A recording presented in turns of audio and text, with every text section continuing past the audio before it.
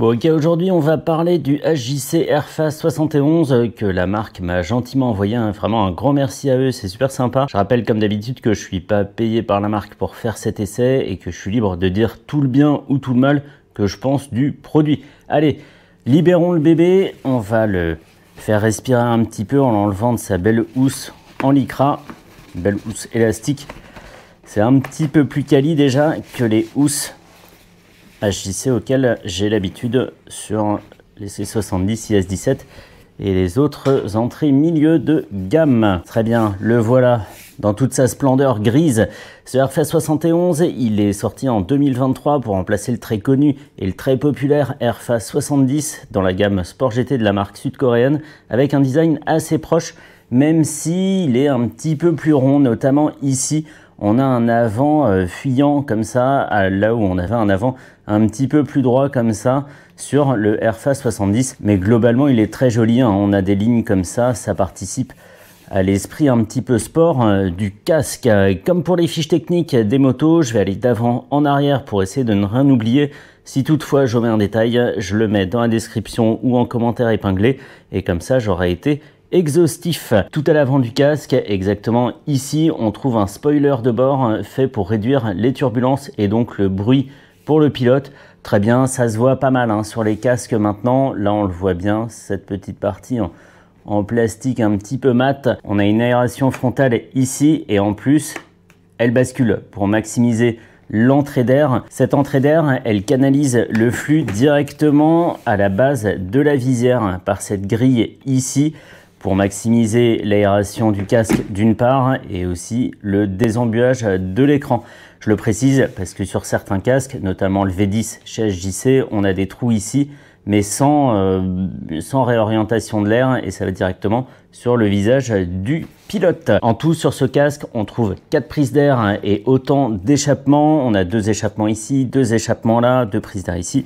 Et ça doit compter comme 2 prises d'air aussi. Je ne sais pas quelle est la mécanique là-dessous. L'écran, justement, il est fourni avec le Pinlock de série. Ici, je l'ai installé, ça m'a pas pris plus d'une minute. L'écran, évidemment, a un traitement anti-UV qui bloque 99% des UV.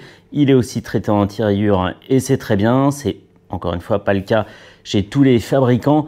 Cet écran, il se démonte sans outils avec le système qu'on connaît hein, de tirette là, mais avec une vraie empreinte pour mettre le doigt et avec une bonne butée ici pour pas perdre la prise sur la petite tirette. Attention au remontage, il faudra bien s'assurer que cet ergot est bien revenu dans son rail, sinon la visière se déclipse à chaque fois qu'on la referme. Donc ça c'est important, mais ça reste très facile à faire. Et l'écran par défaut peut être remplacé par l'écran HJ40 qui soit teinté iridium selon les préférences. Cet écran il peut être entrouvert grâce au nouveau système de verrouillage push and release. Donc c'est ici, hein, c'est ce petit bouton, on push et on release. Voilà, c'est assez proche de ce qu'on voit chez d'autres fabricants. Et notamment à rail avec le profil V, on a une petite tirette vers le bas. Ça nécessite cependant un petit entraînement. On verra ça plus tard. HJC promet que l'étanchéité de l'écran est améliorée. Je ne vais pas vraiment pouvoir le comparer à d'autres casques de la même gamme, mais on verra si l'isolation au bruit extérieur est meilleure que sur mes 2 casques C70 et IS17. Derrière l'écran, on trouve une visière solaire réglable sur 3 positions. Alors perso, je vois pas l'intérêt d'avoir 3 positions, hein. Moi, je la baisse toujours au max et on n'en parle plus. Mais là, la cinématique est assez dingue. En gros, ça se baisse comme ça. Là, c'est la première position, 2e position et 3e position avancée encore de 5 mm supplémentaires. On peut régler justement l'avance de ces positions ici. Hop. Avec ce petit bouton-là. 1, 2, 3. Et 1, 2, 3. Voilà. Sur les côtés du casque, justement, à gauche comme à droite, on remarque ces emplacements ici. C'est la réservation pour équiper le casque avec un des intercoms HJC, le 11B, le 21B ou le 50B. Moi, perso, comme j'ai un intercom autre, il va falloir que je trouve un moyen de le fixer quelque part ici au-dessus. Je ne sais pas vraiment. Allez, allons faire un tour à l'intérieur du casque. On le remarque tout de suite, il est équipé d'une boucle double D qui plaira au vrai motard, donc bon point pour lui.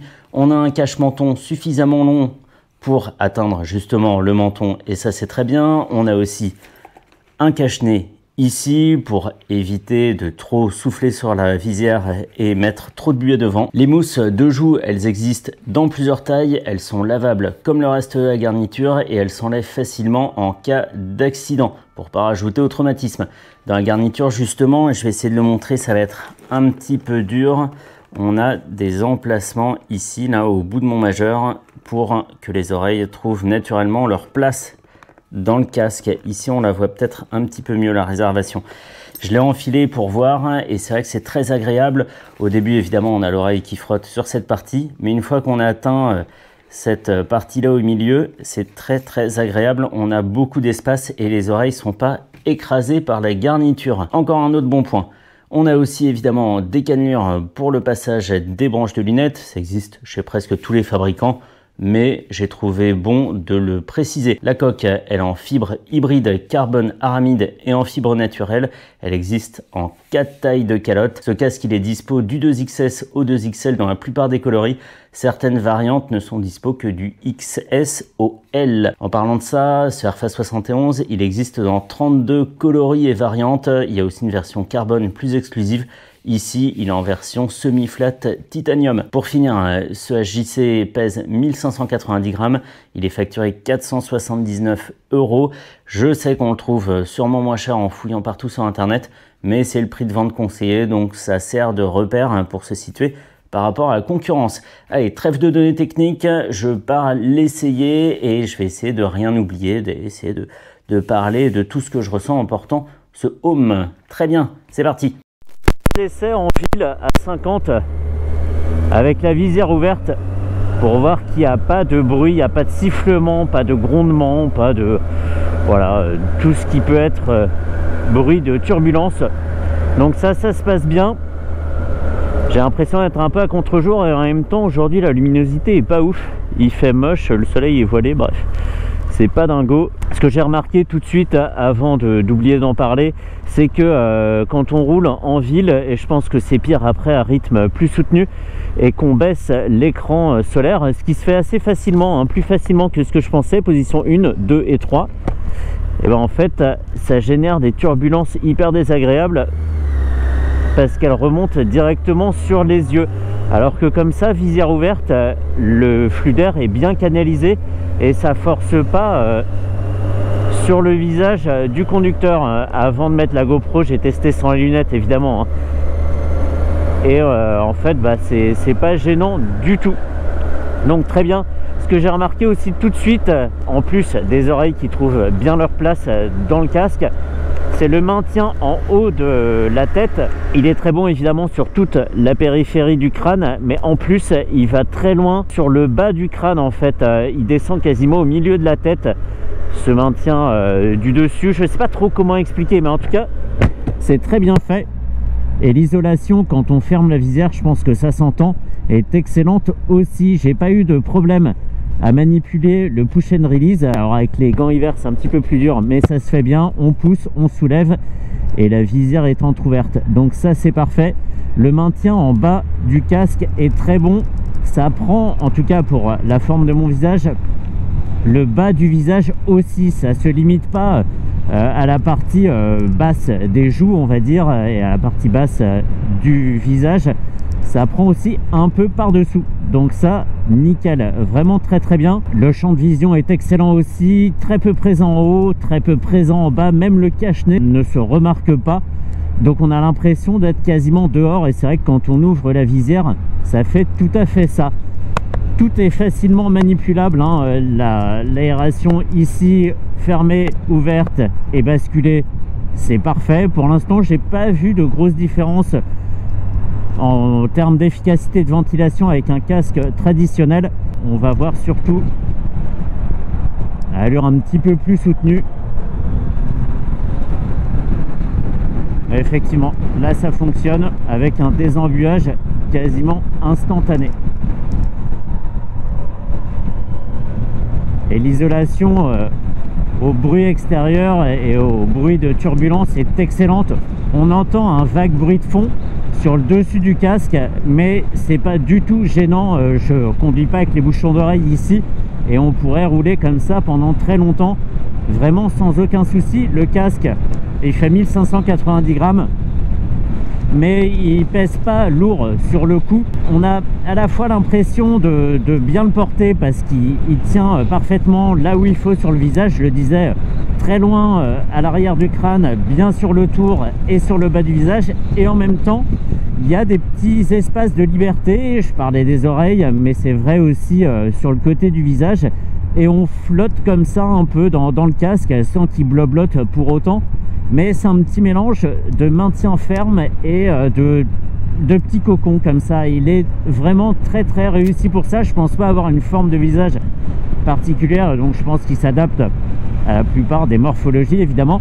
Mais il n'y a pas de point dur sur le devant ici ou à l'arrière du crâne. Tout a été fait et pensé pour la douceur et le confort d'utilisation. Même comme ça, je pense que ça s'entend, hein, c'est hyper calme. Et on a comme ça l'envie de voyager loin et longtemps. Un casque qu'on sent pas vraiment quand on le porte et qui descend assez loin sur le cou, contrairement à d'autres, et qui permet d'être bien à l'abri du froid, notamment aujourd'hui. C'est très agréable, et je vois passer la vapeur d'eau que j'expire sur la visière, mais elle est tout de suite évacuée. On voit passer un petit voile comme ça, mais ça ne tient absolument pas sur la visière et sur le pinlock. Excellent, excellent, excellent. Et c'est vraiment le champ de vision qui m'a fait choisir un IS-17 chez HJC pour mon casque, voilà, de tous les jours. Et ils ont gardé à l'esprit que c'est bien de se sentir un peu dehors quand on a un casque intégral sur la tête. Et c'est vraiment à remarquer, contrairement par exemple au Shark des Squall 3 où le champ de vision était beaucoup plus présent en haut et un petit peu plus en bas aussi à cause d'un cache-nez qui remontait un peu plus haut. Mais très très agréable. On a l'impression de conduire un peu derrière un double vitrage en fait, sans être spectateur de sa conduite. On entend quelques bruits comme ça de voiture quand on est proche. On entend un peu le vent, je le disais, sur le dessus du casque. Mais sinon, on n'est pas du tout gêné par les éléments extérieurs. Et vraiment très bien ce casque. Et le maintien est bon. On est libre aussi de bouger le visage. Quand je parle, ça me gêne pas au niveau des joues. Je suis pas comme un hamster dans un casque trop serré. Il est vraiment parfaitement taillé. Là j'ai un casque en taille M et je fais du M partout ailleurs, chez Arai, chez AGV, etc., etc. Et en fait il taille très très bien, donc faut pas prendre une taille au-dessus, une taille en dessous. Si on annonce 57-58, c'est exactement ce qui convient, c'est parfait. Je m'amuse à expirer par le nez pour voir justement comme ça ce petit voile de vapeur d'eau qui disparaît instantanément. Très très agréable. Bon bah voilà, la seule difficulté que j'ai eu avec ce casque finalement c'est par manque d'exercice avec la boucle double D. Je ne savais pas que le clic était situé aussi loin sur la jugulaire, et donc bon, j'ai galéré un petit peu, mais sinon très très bien. Il y a juste ce petit défaut de l'écran solaire là qui fait des turbulences par le bas comme ça, et peu importe la position qu'on adopte, c'est toujours comme ça, nickel. La visière ouverte, pas de problème. Ça fait du bruit mais ça siffle pas de façon exagérée. On s'entend encore parler et on s'entend encore penser. C'est un très bon casque. J'ai un petit doute, maintenant que je manipule la visière un petit peu plus que tout à l'heure, j'ai un petit doute sur la durée de vie d'écran de la visière parce qu'ils me paraissent tout petits. Ça fait pas un énorme clic.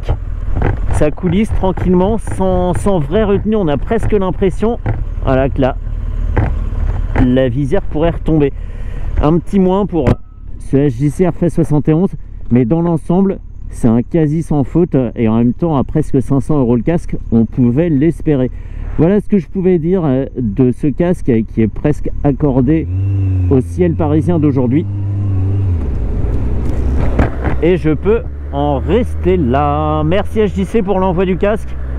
et peut-être à plus tard pour un autre équipement moto. Voilà, c'est tout.